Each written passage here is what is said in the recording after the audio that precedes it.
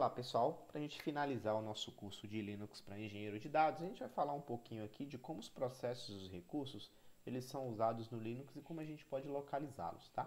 Então eu vou mostrar aqui no terminal.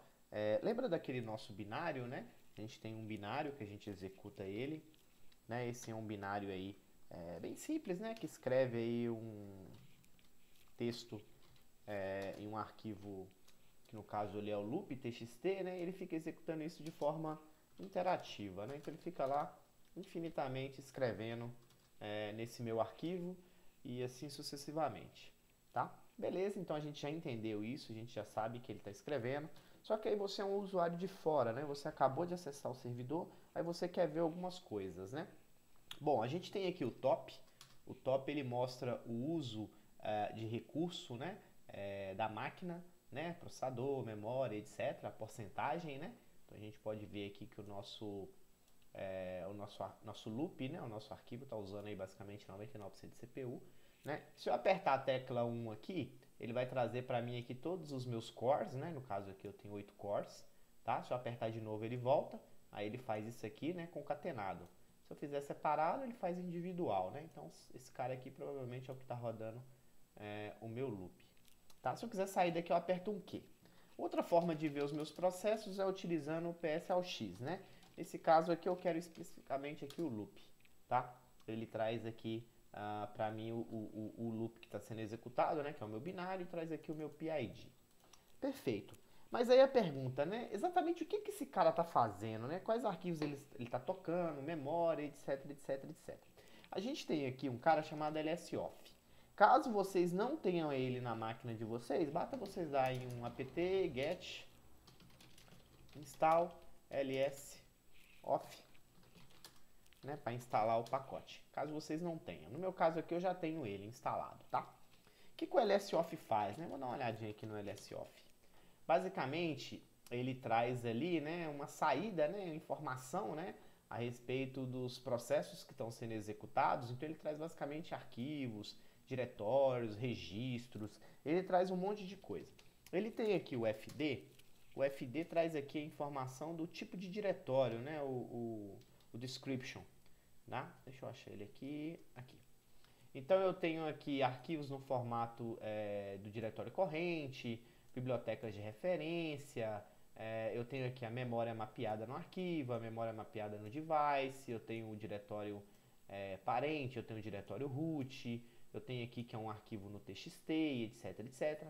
Aí eu tenho aqui os acessos, né? Se é leitura, se é escrita, se é leitura e escrita, entre outros. Então, e outra coisa interessante, ele tem aqui diversos parâmetros, tá? Cada um deles traz uma especificidade.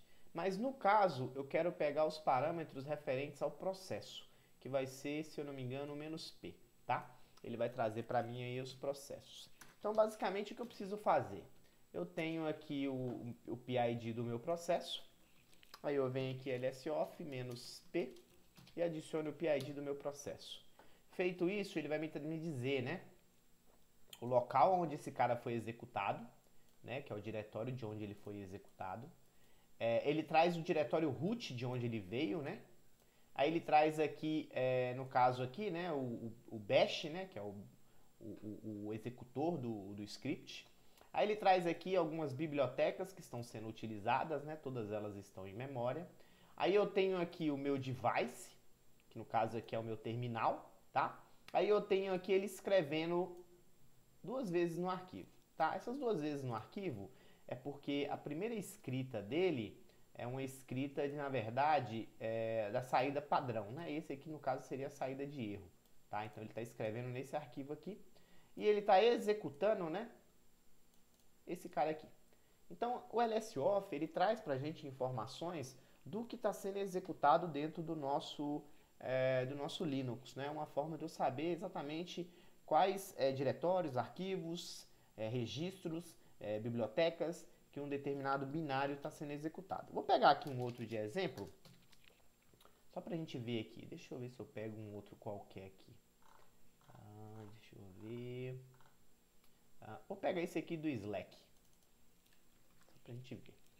Tá? Então vamos dar um lsoff -p e o PID do Slack.